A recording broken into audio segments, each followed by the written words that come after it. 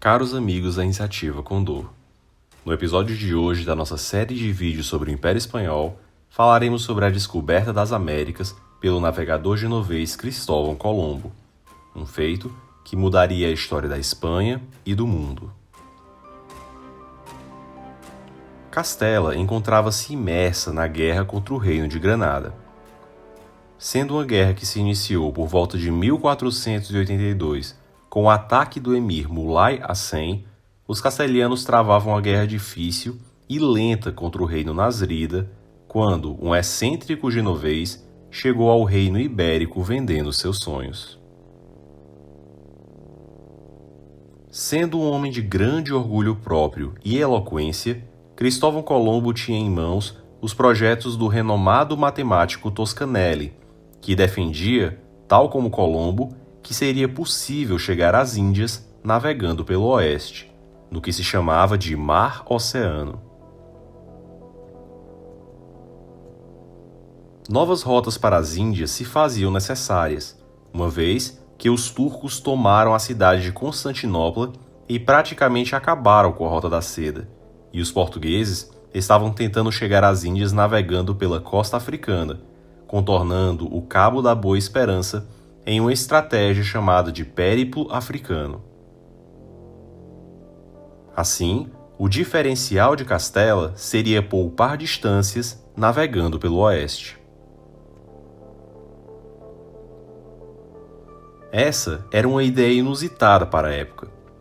Isso porque, diferente do que se diz por aí, todos naquela época já sabiam que a Terra era redonda. De fato, entre os gregos já se tinha essa noção, que também foi amplamente ressaltada em toda a iconografia medieval, sendo, por exemplo, o orbe o símbolo da potestade dos reis sobre a terra. O grande problema era que Colombo defendia que a Terra era menor do que se achava que era, ao passo que os sábios das universidades acreditavam que a Terra era maior do que Colombo achava. Assim, considerando não existir as Américas, a travessia que esse pretendia fazer seria verdadeiramente mortal.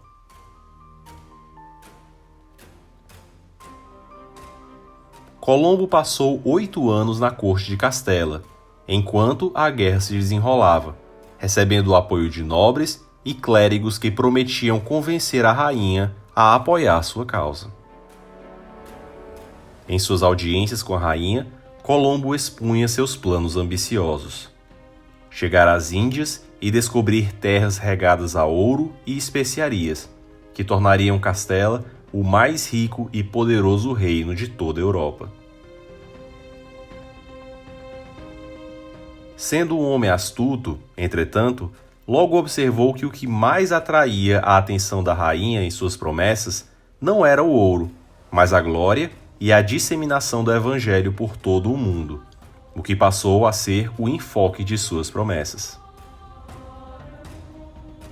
Colombo, então, passou a vender seu empreendimento como uma verdadeira cruzada para conquistar almas para a cristandade, e dizia que Isabel seria a mais gloriosa dentre todas as rainhas da Europa.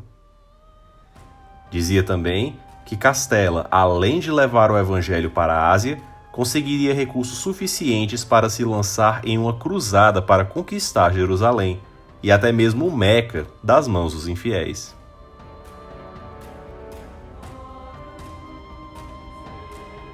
O preço da viagem não seria algo tão caro assim para Castela, e os possíveis ganhos seriam enormes. Entretanto, um dos impedimentos iniciais foram as demandas de Colombo, o mesmo problema que o fez não conseguir o apoio em Portugal. Ele queria o título de Almirante de Castela, um título que pertencia à família materna de Fernando, o título de vice-rei e governador em caráter perpétuo dos novos territórios descobertos, com seus filhos sucedendo-o. Ao mesmo tempo em que essa alta demanda por títulos afastavam-no da possibilidade de conseguir seus objetivos, também era algo atrativo, pois Colombo falava com a convicção de quem sabia que havia algo além do mar-oceano e que seria plenamente possível encontrá-lo. Isabel, ouvindo seus conselheiros, concordou que as demandas de Colombo eram excêntricas demais, e com isso, o navegador estrangeiro fez as malas mais uma vez, rumando agora para o reino da França e da Inglaterra, para tentar vender suas ideias. Colombo já tinha perdido uma década de vida transitando entre as cortes de Portugal e Espanha, que se recusaram a financiar o seu sonho.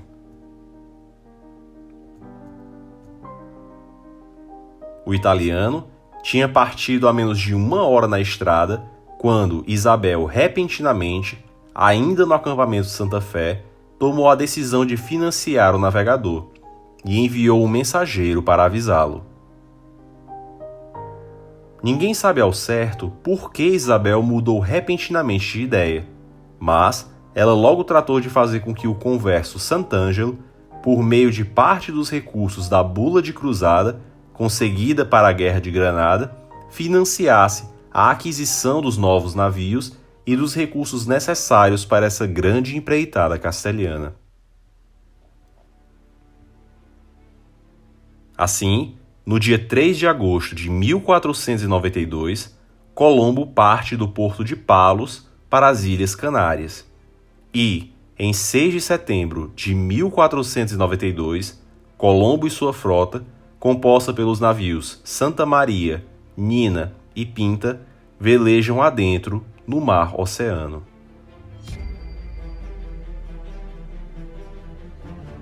A maioria dos exploradores que partiam para o desconhecido escolhiam viajar contra o vento, assegurando assim que pudessem simplesmente dar meia volta a fim de serem impelidos de volta para casa. Mas Colombo, em vez disso, buscou seguir a mesma direção do vento, que ele sabia que soprava nessas latitudes. Castela lançava a sua maior empreitada rumo ao desconhecido, e aqueles homens partiam sem saber se um dia encontrariam um caminho de volta.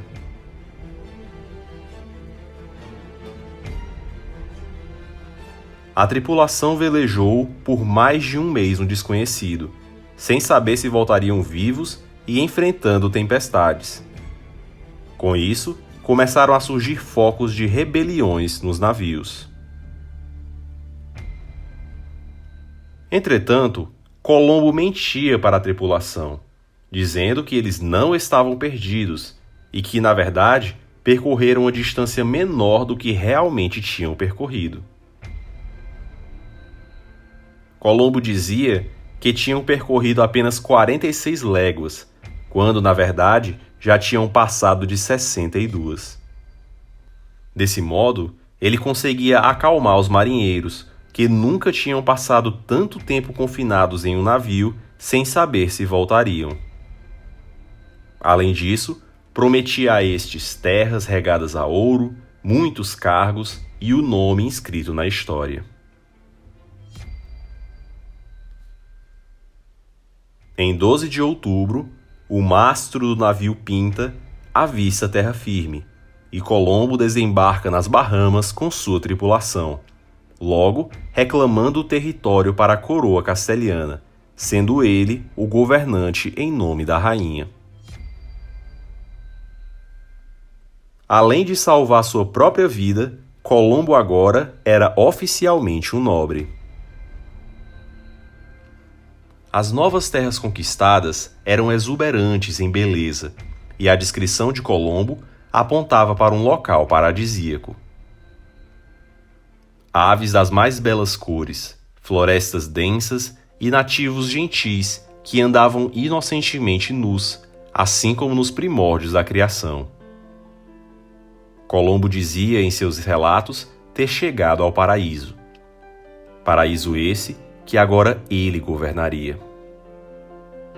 Este talvez tenha sido o mais impactante contato de duas civilizações diferentes, com homens europeus recém-saídos do medievo e nativos vivendo ainda em uma forma primitiva.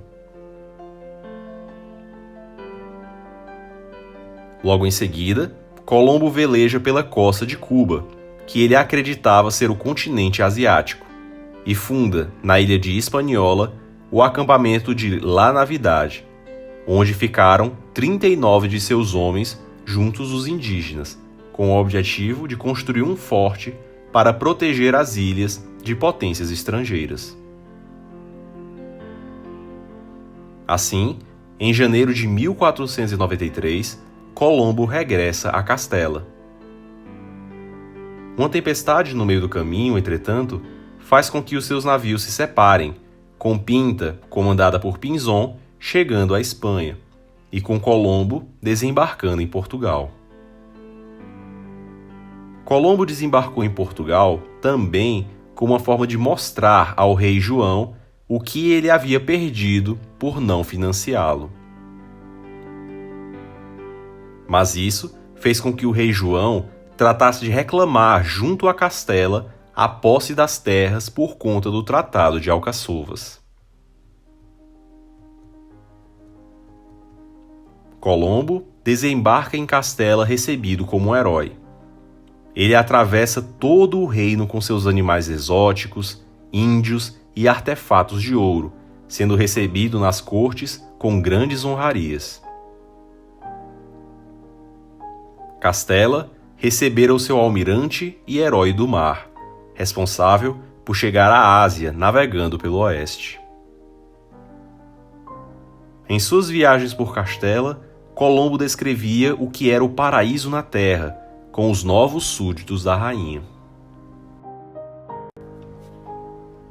Mas a estadia de Colombo em Castela demorou pouco.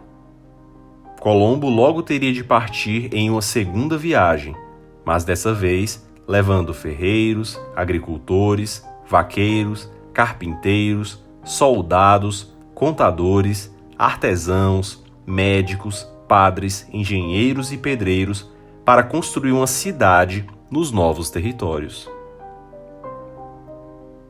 Além disso, levariam animais de tração, como bois e cavalos, e animais que pudessem ser consumidos. A rede de espionagem portuguesa em Castela logo tratou de levar ao rei João de Portugal detalhes do que Colombo dizia em Castela, o que fez com que o rei português ameaçasse atacar os navios castelhanos se não houvesse um acordo de divisão de terras. Isso era um grande problema, pois Portugal era a maior marinha da Europa e Colombo havia acabado de partir novamente, podendo nunca mais conseguir voltar.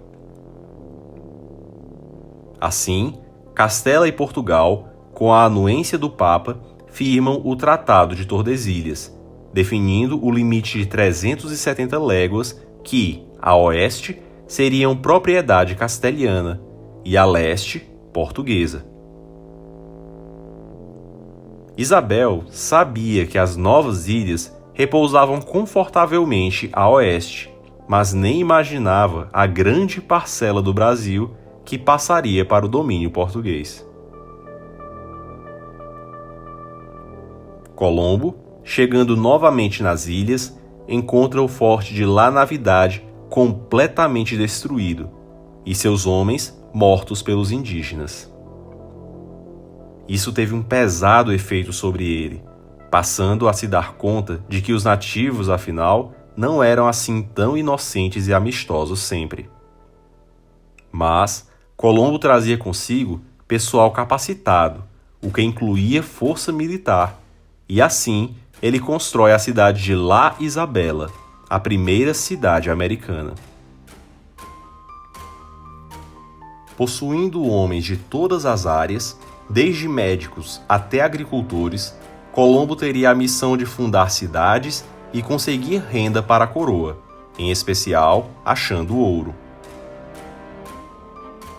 Entretanto, apesar das glórias envolvendo Colombo e o incremento desses novos territórios à coroa de Castela, uma coisa incomodava a rainha.